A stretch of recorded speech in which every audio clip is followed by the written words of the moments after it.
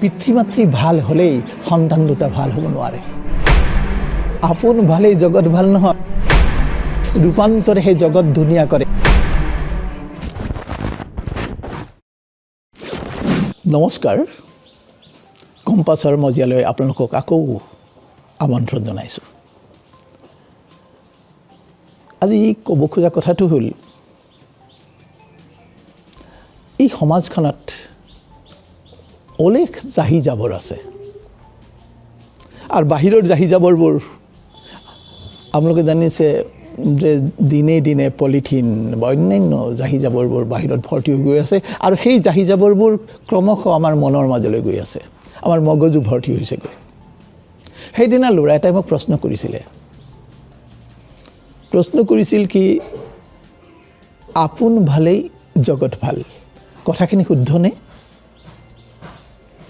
ল'ৰাটোৰ মনলৈ যে এই কথাখিনি আহিছে, তাৰমানে সি নতুনকৈ চিন্তা কৰিব খুজিছে। শুদ্ধ নে বুলি প্ৰশ্ন এটা আহিছে কিয় তাৰ মনলৈ? তেনেহ'লে তাৰমানে আপোন ভালেই জগত ভাল হয় বা নহয়, মই ভাল হ'লে জগতখন ভাল হৈ যাব।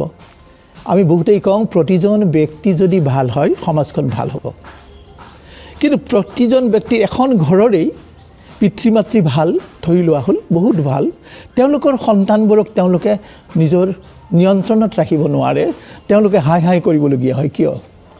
তেওঁলোকতো ভাল, তেওঁলোকে তেওঁৰ পৰিয়ালটোতো ধুনীয়া কৰি ৰাখিব লাগিছিল, পৰা নাই কিয়?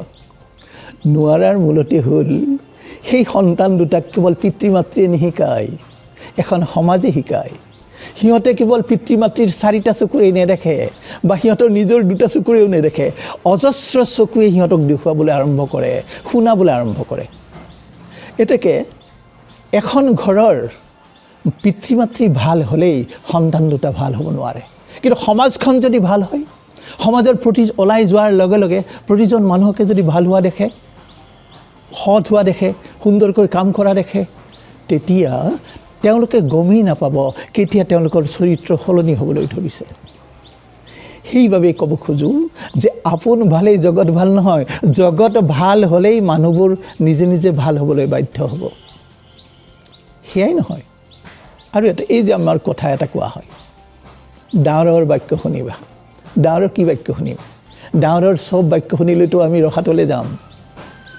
ডাৱৰে যিবোৰ কয়, পাব শুনচোন, যাচোন বিমল লৈ আহ এক পেকেট, বা শিখৰ লৈ আহ, বা এই যে হোষ্টেলবোৰত অগ্ৰজবোৰে সৰুবোৰক মদৰ বটল আনিবলৈ দিয়ে, আপোনালোকে নিশ্চয় জানে। এই যে ডাঙৰবোৰৰ বাক্য যদি আমি শুনিবলগীয়া কথা নে? আমি তোক সদায়ে কৈ আহিছে যে ডাঙৰৰ বাক্য শুনিবা। তাতে এষাৰ কথা ভুল ৰৈ গৈছে, লিখিব লাগিছিল, ডাঙৰৰ সজ বাক্য শুনিবা। তাৰমানে বাক্যটোত আমি যিটো কথা শুনি আহিছোঁ, ডাঙৰৰ বাক্য শুনিবা, এই কথাটো ভুল আছে। এনেকৈ অজস্ৰ কথা যিবোৰ বিয়পি আছে আজি চাৰিওফালে, অজস্ৰ কথাত ভুল ভ্ৰান্তিৰ উপচি আছে। এই ভুল ভ্ৰান্তিবোৰত যদি প্ৰশ্ন কৰিবলৈ সৰু ল'ৰাটোৰ দৰে নিশিকোঁ, এই যে সৰু ল'ৰাটোৱে মোক প্ৰশ্ন কৰা বুলি কৈছিলোঁ, আপোন ভালেই জগত ভাল হয়নে? তেনেদৰে প্ৰশ্ন কৰিবলৈ যদি নিশিকোঁ, তেনেহ'লে আমাৰ সমাজখনৰ বাহিৰত দেখা জাহি জাবৰটো আছেই, মগজুও জাহি জাবৰেৰে ভৰ্তি হৈ যাব। এতিয়া সাৱধান হ'বৰ হ'ল, আমি প্ৰশ্ন জগাব লাগিব মনত, শিশুৰ পৰা বৃদ্ধলৈ সকলোৰে মনত। কেৱল অন্ধভাৱে অনুসৰণকাৰী হ'লে এই সমাজখন এখন ধুনীয়া সমাজলৈ পৰিৱৰ্তিত নহ'ব। জ্যোতিপ্ৰসাদে সেইবাবেই কৈছিল, ৰূপান্তৰে সেই জগত ধুনীয়া কৰে। ৰূপান্তৰ হ'বৰ বাবে এনেধৰণৰ প্ৰশ্নবোৰ আমি শিশুৰ পৰা বৃদ্ধলৈ জগাব লাগিব। নিশ্চয় বুজি পাইছে কথাখিনি। নমস্কাৰ।